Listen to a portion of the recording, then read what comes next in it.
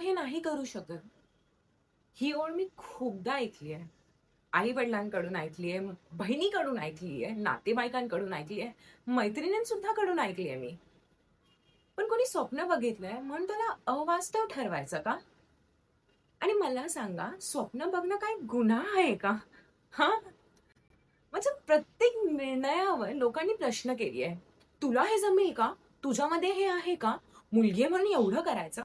हो, मी मुलगी आहे. पण मी कमकुवत नाहीये आणि मी माझं आयुष्य जगतीये ना. कोणाचं प्रमाणपत्र घेऊन तर नाही, कोणाचं अनुमतीपत्र घेऊन तर नाही ना. आणि मला माझं आयुष्य जगायचंय आणि मला कोणाला आता काही सिद्ध नाही करायचंय. मला माझं आयुष्य माझ्या नियमांवर जगायचंय, स्वतःसाठी जगायचंय आणि जे मला हवं ते मला करायचंय. आणि जे पण आजपर्यंत मला हे म्हणत आले ना, की तुला हे नाही जमत, तू हे नाही करू शकत, तर तुम्ही आता थांबा आणि बघा, की मी काय करू शकते ते.